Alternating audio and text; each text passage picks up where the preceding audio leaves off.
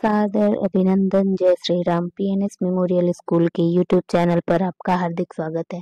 Dear student, class 10th का जो अनिवार्य संस्कृत है हिंदी का, उसमें जो संस्कृत का पोर्शन है, संस्कृत व्याकरण का, जो 2 से 3 नंबर में आता है, जिसमें मेनली आपका शब्द रूप और धातु रूप होता है। ठीक है, तो इस वीडियो में हम पहले धातु रूप के बारे में जानेंगे, फिर उसके बाद शब्द रूप क्या होता है उसको देखेंगे। तो शब्द रूप में तो वैसे आपका जो सर्वनाम शब्द है उसमें मुख्य रूप से अस्मद और युष्मद के शब्द रूप आते हैं। बाकी धातु रूप में धातु रूप सबसे इजी होता है।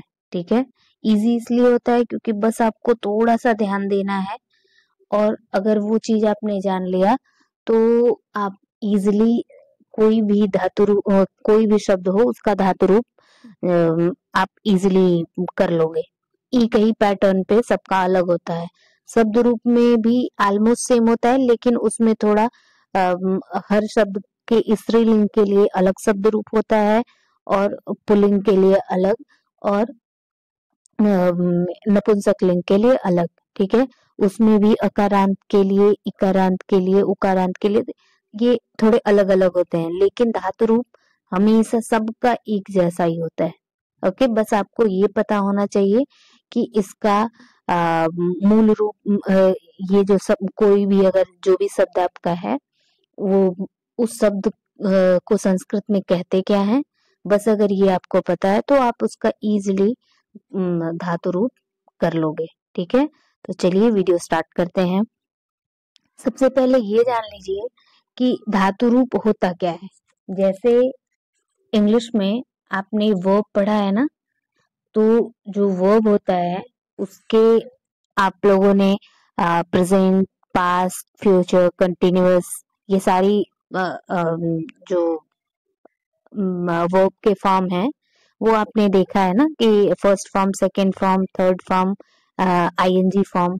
ओके, तो इसी तरह से इसमें भी जो वर्ब होते हैं, क्रिया होती हैं, उन क्रिया के जो 5 रूप होते हैं। ठीक है, जैसे आप एक तरह से टेंस समझ लो कि इसमें जो हमारे सेंटेंसेस होते हैं वो मुख्य रूप से कैसे होते हैं, वो 5 प्रकार के होते हैं। कौन कौन से? तो पहला हो गया लट लकार। ठीक है, दूसरा होता है लट लकार, यहाँ पे लकर लिखा हुआ है बट वो लकार रहेगा। ठीक है, लट लकार, लट लकार, जिसको भविष्य काल, लट लकार मीन्स वर्तमान काल, और उसपे री की मात्रा यानी कि लट हो गया तो लट लकार मीन्स भविष्य काल। ठीक है, लंग लकार यानी कि भूतकाल, लोट लकार जब हम किसी को कोई आदेश देते हैं या कोई किसी को ब्लेसिंग, आशीर्वाद देते हैं, ईश्वर से कुछ हम मांगते हैं, कोई हमारी कामना होती है, तो उस टाइप के सेंटेंसेस को हम क्या कहते हैं? लोट लकार। ओके, और जो 5वां है वो विधिलिंग। जब भी किसी सेंटेंस के अंत में चाहिए आता है तो उस सेंटेंस को विधिलिंग कहते हैं संस्कृत में। ठीक है, यानी कि सबसे पहले धातु रूप जानने के लिए हमको ये जानना होगा कि लकार कितने होते हैं। तो लकार कितने होते हैं? 5। कौन कौन? लट, लट, लंग, लोट और विधिलिंग। ओके, तो लट, लट मतलब हो गया वर्तमान काल, लट, लट लकार मीन्स हो गया भविष्य काल, जिसको भविष्य काल भी बोलते हैं, लंग लकार यानी कि भूतकाल, लोट लकार यानी कि आज्ञा सूचक वाक्य, और विधिलिंग मतलब चाहिए। विधिलिंग यानी कि जिस भी सेंटेंस में चाहिए शब्द आए वहां पे हम विधिलिंग, वो विधिलिंग लकार होता है। ओके, तो ये आपको समझ में आ गया। अब जब भी हम धातु रूप लिखते हैं ना, तो उसके लिए जो हमारा कर्ता होता है, ठीक है ना, कर्ता यानी कि अगर आपका कोई भी सेंटेंस है, जैसे कि ये पेड़ से पत्ता गिरता है, तो जो पेड़ है, ठीक है ना, पत्ता गिरता है, या फिर ये बालक पढ़ता है, ये जो भी सेंटेंस है, तो इसमें पढ़ता है, तो वो तो आपको समझ में आ गया कि पढ़ता है यानी कि वर्तमान काल है। लेकिन आपका जो संज्ञा है यानी कि जो आपका कर्ता है वो बालक है, ठीक है ना। तो अब हम बालक जो है वो कौन सा पुरुष है, ठीक है ना, वो जब जान लेंगे तब उसके अकॉर्डिंग हमको यूज करना होता है क्या, ये लकार। ओके, उस हिसाब से हमको धातु रूप चुनना होता है। तो सबसे पहले ये हमने जान लिया कि लकार कितने होते हैं, तो लकार 5 होते हैं। अब उसके बाद हम पुरुष जान लेते हैं, जिसको इंग्लिश में आप लोग प्रोनाउन में पर्सन, पर्सन आप लोगों ने पढ़ा होगा कि पर्सन 3 प्रकार के होते हैं, first person, second person, third person.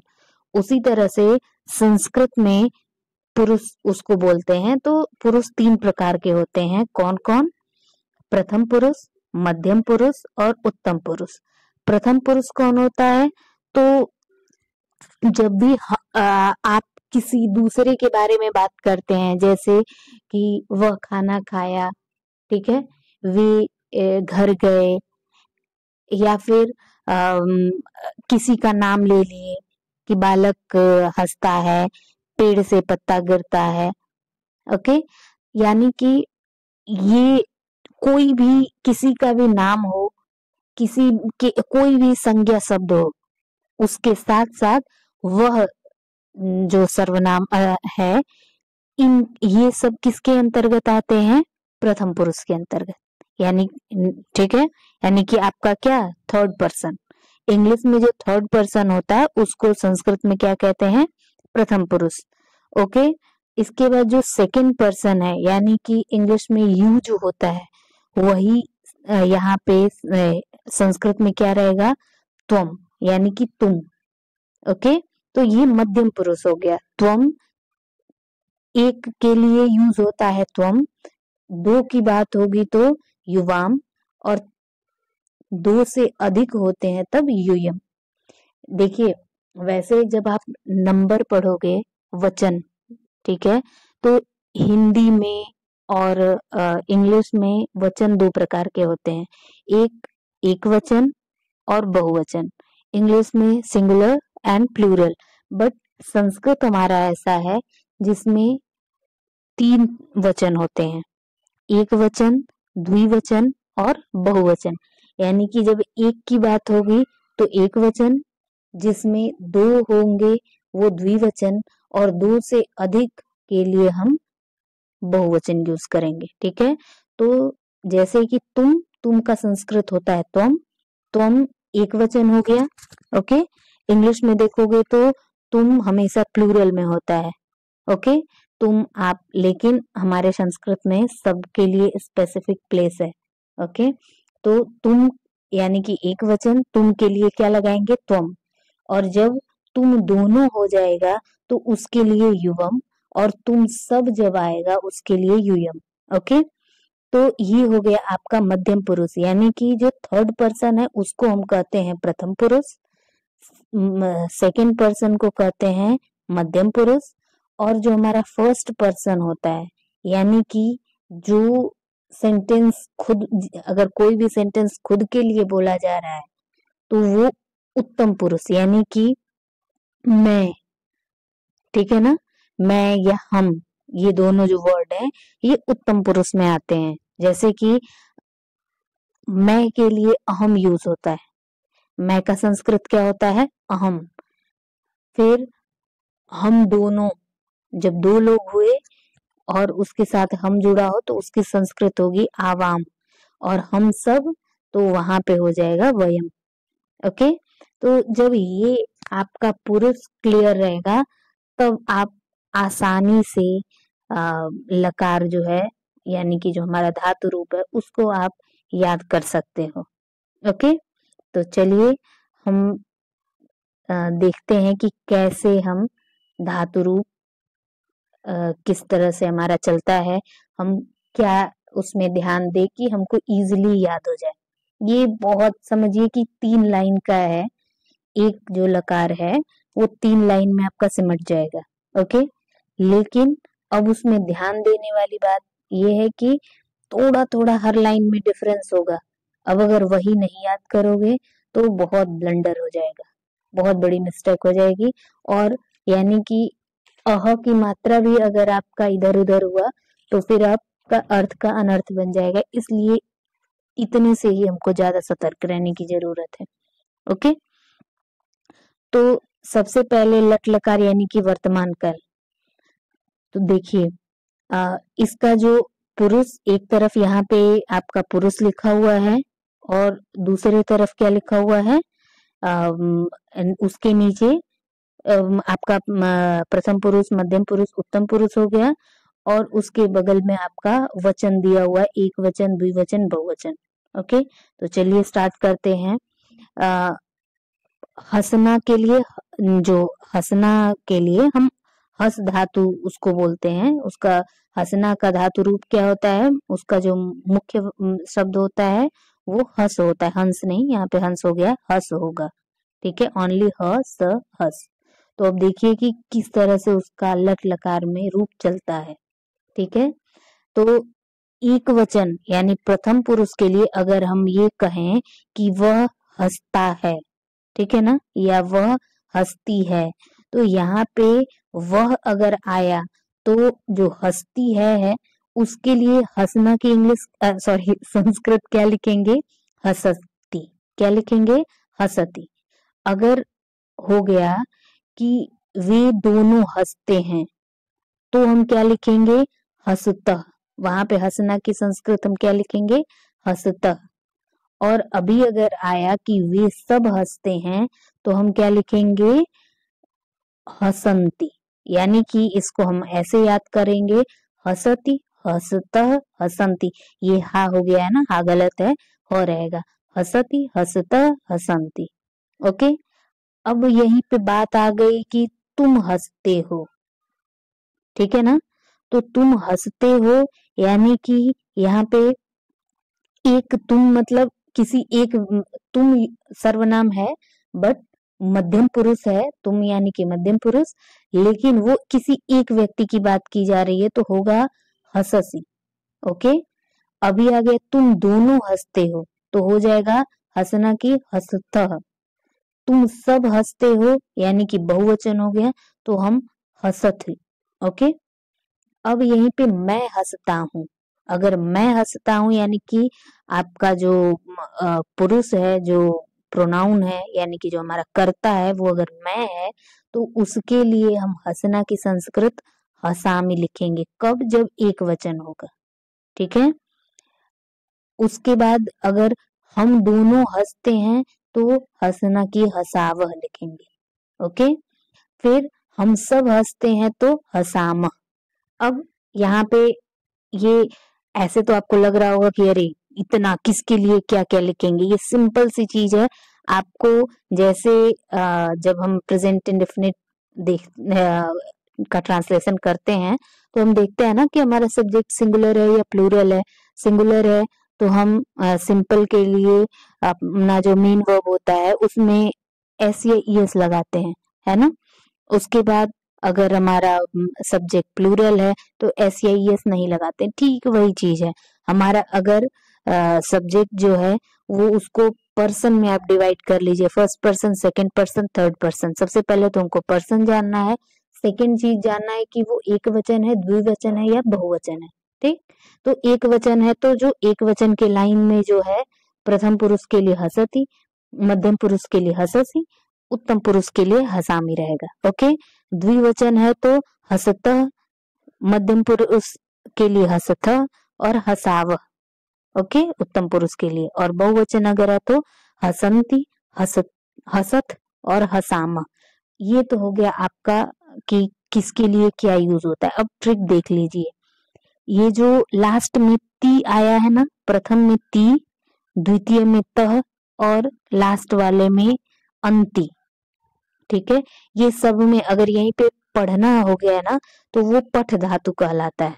ठीक है, अब पठ धातु का अगर देखोगे तो हो जाएगा पठति, पठतः, पठंती, पठसी, पठथः, पठत, पठामि, पठावः, पठामः।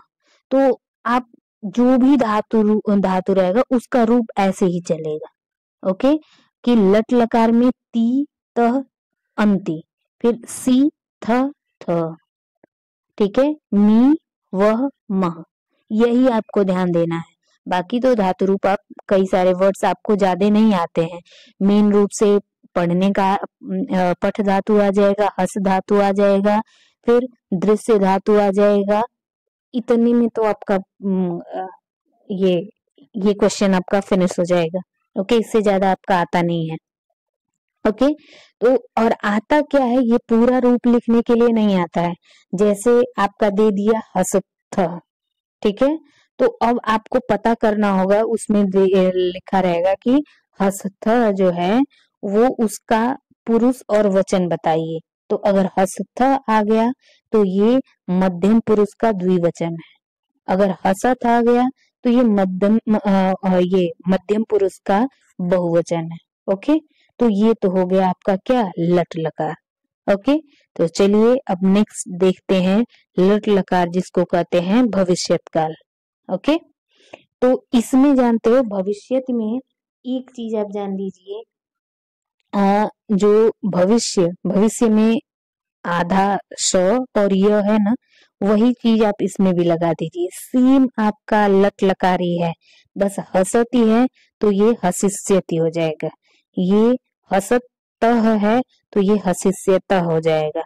ये हसंती है तो ये हसिष्यंती, यानी कि यहाँ पे आधा स और य को ऐड कर दीजिए। सेम जो लट लकार है वही ये भी है।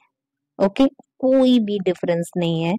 हाँ, ये जो हसिष्यथ हुआ है वो हसिष्यथ नहीं, हसिष्यत ही रहेगा। ओके, वो अ की मात्रा नहीं रहेगी, किसमें, मध्यम पुरुष के बहुवचन में।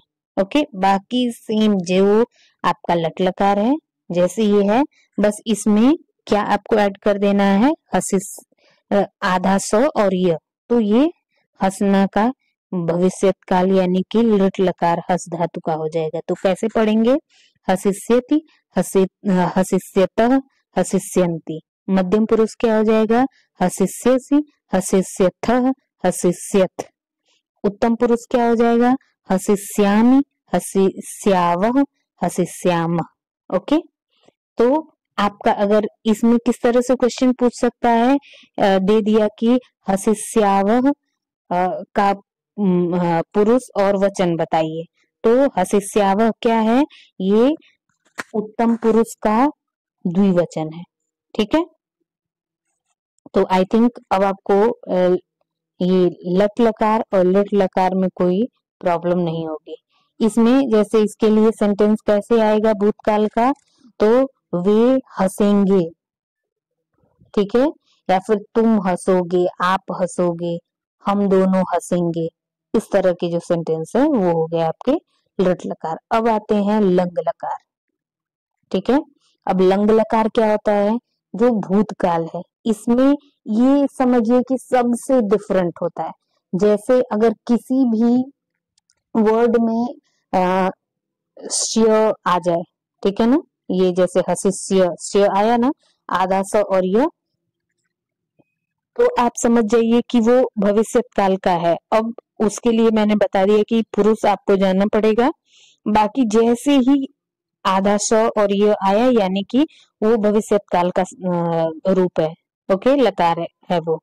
उसके बाद अगर आपका कोई भी जो धातु, जैसे चाहे पठ धातु हो, चाहे हस धातु हो या दृश्य धातु हो, उसमें अ लगा हो आगे, जैसे हस, हस है ना, उसके आगे अ लग गया, अ लगते ही समझ जाइए कि वो क्या हो गया, भूतकाल यानी कि लंग लकार।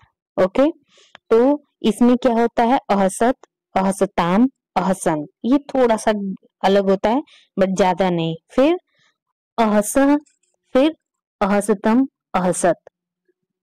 ओके, इसके बाद है आपका उत्तम पुरुष में अहसम, अहसाव और अहसाम। ठीक है, इसमें जानते हो क्या होगा, थोड़ा सा ये आपको बाकी सबसे डिफरेंट लगेगा, यानी कि लट और लट से, लेकिन एक बार आप थोड़ी सी प्रैक्टिस करोगे ना तो ये इजी हो जाएगा। इसमें आपको सबसे पहले जो ट्रिक हो गई, और लग गया किसी भी धातु रूप में, तो वो आपका कौन सा हो गया, लोट लकार, यानी कि सॉरी लोट लकार नहीं, लंग लकार। ओके, और लग गया यानी कि लंग लकार यानी कि भूतकाल।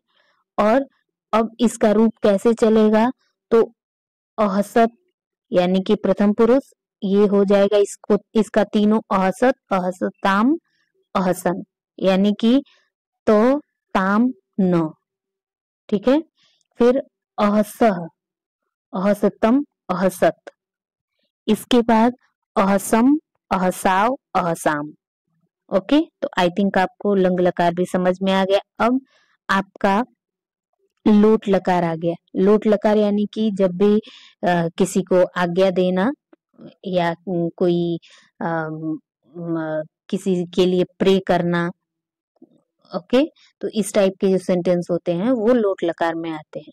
ओके, तो इसमें सबसे इजी है, कोई भी आपको अगर तू वाला आ गया, ठीक है, जैसे हसतु, हसतः, हसंतु, तो जिसमें भी अंतु या तू आया तो ये इजीली है, ये केवल और केवल लोट लकार में आता है। जो ऊ की मात्रा है ना, ये केवल लोट लकार में आता है। बाकी किसी में आपको ये हसतु, हसताम, हसंतु इस टाइप का नहीं रहेगा। एक जो है वो विधिलिंग में एक बार ऊ की मात्रा आती है, वो भी उसके बहुवचन में, लेकिन वो तू नहीं होता है, वो यू होता है। ओके, वो आगे हम देखेंगे। लेकिन सबसे इजी जब भी हसतु, हसताम, हसंतु, तो ये आपका हो गया क्या, लोट लकार। अब आगे ये चलता कैसे है, तो इसमें देखिए बाकी सब तो ठीक है, लेकिन इसमें जो हमारा मध्यम पुरुष होता है, इसमें एक वचन के लिए दोनों चीज यूज होता है। इसको हम हस भी कह सकते हैं, हस और ह हसतात भी कह सकते हैं। सॉरी, बोलने में पठ हो गया तो पठतात, हस, हसतात, यानी कि अगर हसतात भी दे दे तो भी आप उसे एक वचन कहेंगे, ओनली हस कह दिए तो भी वो आपका एक वचन हो गया। तो ये आपको दोनों याद रखना होगा, पठ और पठतात, या फिर हस और हसतात, दोनों शब्द हम एक वचन के मध्यम पुरुष के लिए यूज करते हैं। तो इसको हम कैसे पढ़ेंगे, हसतु, हसताम, हसंतु, हस, हसतम, हसत, हसानी, हसाव, हसाम।